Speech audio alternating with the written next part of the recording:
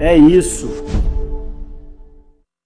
18 de dezembro de 2025, quarto ano e dia 298 desde o início da inversão total.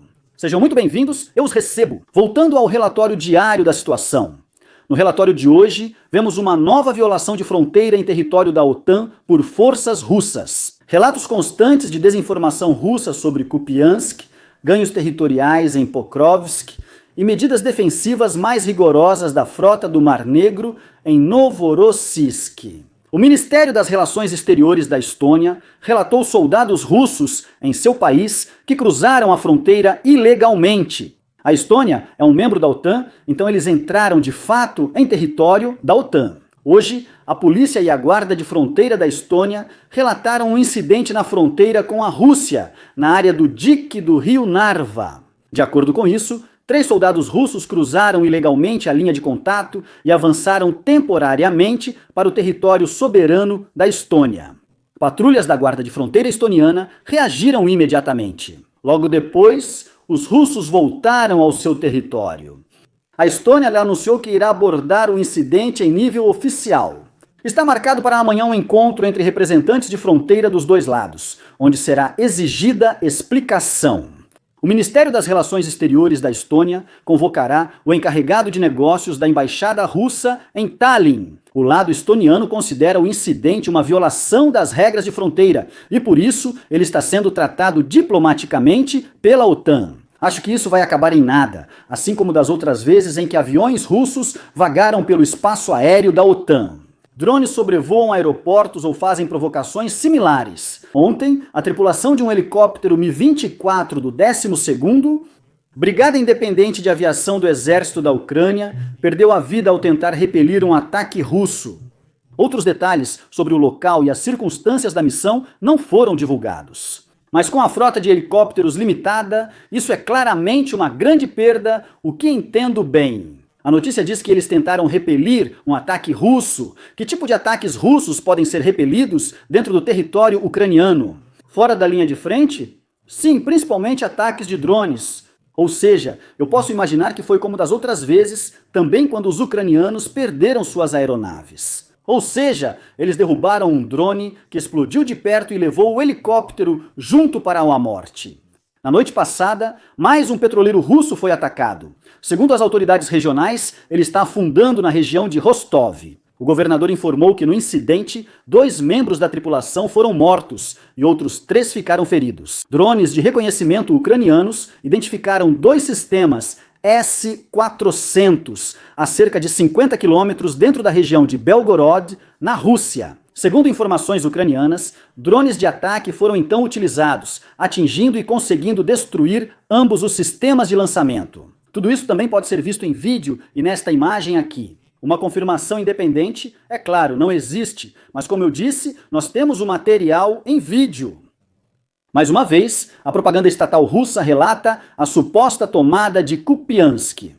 O ministro da Defesa, Belousov, afirmou que o exército russo-oeste assumiu o controle da cidade. Desta vez, porém, realmente não é como nas últimas 3 vezes em que eles afirmaram isso. Até agora, não há confirmação por fontes independentes, outras fontes ou geolocalizações correspondentes. Soldados russos e canais do Telegram relatam muitas coisas, mas não há relatos de tomada da cidade. Pelo contrário, nós vimos recentemente que eles ficam muito mais irritados com o fato de constantemente afirmarem que eles conquistaram isso, mas isso não corresponde à realidade. Eu nem culpo o ministro da Defesa aqui por sua má interpretação.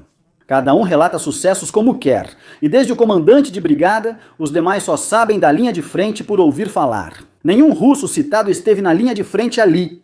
Putin desfruta sua mansão à beira do lago. O ministro da Defesa só recebe relatórios. Já faz muito tempo que não vimos Gerasimov nem de longe perto da linha de frente. Ninguém faz ideia da situação real e confia apenas no que é relatado para eles. Isso pode até funcionar em outros lugares, mas não no exército russo, onde eles realmente conseguiram relatar conquistas que podem ser comprovadas. Eles estão ao norte de Pokrovsk, onde os russos conquistaram uma parte do bairro norte e assim abriram uma brecha na defesa ucraniana.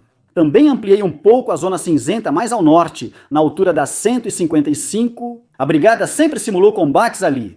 no alfinete verde a leste de Mrnerath. Lá, marquei a área de azul novamente, pois foi reconquistada pelos ucranianos. Não houve necessariamente um contra-ataque aqui ou algo assim. Isso só significa que os ucranianos têm o controle dessa área. Ainda continuam tendo. Como cheguei a essa conclusão? Muito simples. Essa área estava marcada como vermelha, porque os russos a conquistaram há 2 semanas, mas ontem atacaram com várias bombas planadoras. Eles não fariam isso se controlassem a área, por isso marquei de novo como território ucraniano, foi o que relatei.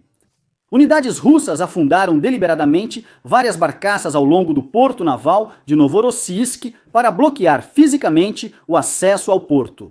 O objetivo dessa medida é impedir o acesso de drones ucranianos de superfície e subaquáticos. Assim, o porto torna-se uma bacia artificialmente isolada, com entrada e saída muito restritas ou até impossíveis. Taticamente, trata-se de uma medida clássica de emergência da defesa passiva de portos, historicamente mais conhecida em situações de cerco. Ela mostra 2 coisas de forma muito clara. A Rússia reconhece que a Ucrânia consegue atacar Novorossiysk de forma constante e precisa, um grande êxito ucraniano. Caso contrário, esse autobloqueio não seria necessário. Além disso, admite-se restringir ainda mais a movimentação das unidades restantes da frota do Mar Negro para protegê-las. Operacionalmente, isso significa que Novorossiysk não pode mais funcionar como um porto alternativo totalmente operacional, mas sim como o último refúgio provisoriamente seguro no Mar Negro. Os navios que foram originalmente transferidos de Sebastopol para lá agora se encontram novamente em uma situação defensiva forçada. Uma frota que bloqueia seus acessos, perde flexibilidade, reação e deslocamento rápido. Para a Ucrânia, isso significa que seu impacto não afeta apenas plataformas individuais, mas todo o conceito operacional do restante da Marinha Russa no Mar Negro. O presidente russo insultou duramente líderes de Estado e de governo ocidentais em um discurso público. Durante uma reunião com altos militares, ele os chamou, segundo relatos da mídia russa, de porquinhos, sem mencionar especificamente nenhum país ou político em particular. Mesmo assim, ele acusou o Ocidente de, junto com o ex-presidente dos Estados Unidos da América, Joe Biden, ter iniciado a guerra na Ucrânia. Por que somos culpados de novo? A relação temporal dos fatos é notável. Pouco antes, o Kremlin sugeriu pela primeira vez estar disposto a negociar um cessar-fogo, incluindo discutir tropas de segurança estrangeiras na Ucrânia. No entanto, a escolha de palavras e a retórica de Putin em seguida estavam em claro contraste e não sinalizavam nenhuma disposição visível para a desescalada. No discurso, Putin mostrou confiança na vitória e disse que tropas russas conquistaram mais de 300 localidades na Ucrânia este ano, incluindo grandes cidades, que foram transformados em pontos fortificados de defesa. Essas informações não têm confirmação independente. Ao mesmo tempo, ele elogiou a capacidade das Forças Armadas russas e da indústria de defesa nacional, destacando os testes de sistemas de armas estratégicas, como o novo míssil de cruzeiro Burevestnik, o veículo subaquático e outros. Torpedos subaquáticos, Poseidon e o míssil móvel de médio alcance Oreshnik, anunciados para serem introduzidos até o fim do ano.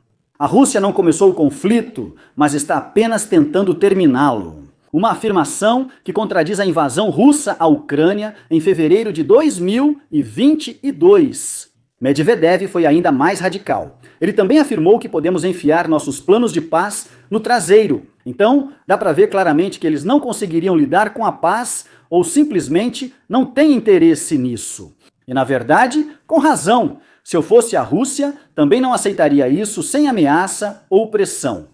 Você pode imaginar a Rússia mais ou menos assim: uma criança na puberdade que entra em um jardim de infância, tira os lápis de cor das outras crianças e ainda sequestra algumas delas junto. E o resto do mundo age como educadores Waldorf, que não os repreendem por isso, ou nem sequer denunciam, apenas ficam ao lado tentando negociar, tipo: ei, não queremos ferir seus sentimentos. Você poderia, por favor, ser comportado e sensato? Como nós? Devolva as canetas, pois nem são suas. E se ele perguntar o que ocorre se não fizer isso? Aí os educadores discutem por meio ano até decidirem que talvez possa haver consequências. Aí ele fica com medo, mas aí tem um educador principal com quem ele pode conversar sobre tudo em um canto escuro, e esse educador o convence de que ele, na verdade, não quer isso. Na verdade, as crianças só provocaram isso ao desenharem a expansão da OTAN para o leste em papel. De repente, a confusão acaba e a diversão recomeça. Eu acho que agora, ou pelo menos agora, todo mundo deveria ter entendido. Se você conhece alguém que acredita que Putin quer paz, envie este vídeo para ela.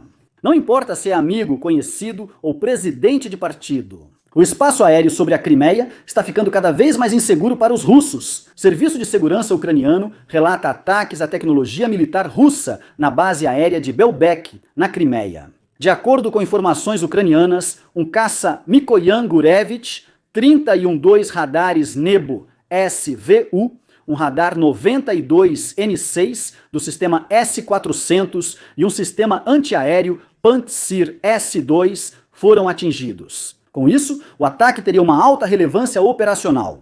Belbek é uma das principais bases aéreas restantes da Rússia na Crimeia, sendo central para reconhecimento aéreo, defesa antiaérea e uso de caças interceptadores. O ataque simultâneo a sistemas de lançamento, sensores e sistemas de defesa antiaérea indica uma abordagem integrada e deliberada que visa enfraquecer as estruturas locais de defesa aérea e minar ainda mais o controle do espaço aéreo no oeste e centro do Mar Negro. E eu digo isso toda vez que vemos ataques na Crimeia. Os ucranianos destroem sistemas de defesa antiaérea e sistemas de alerta precoce para, em algum momento, poderem atacar com ainda mais drones. Se isso continuar assim, no futuro distante eles terão a possibilidade de realizar ataques com aviões sobre a Crimeia também.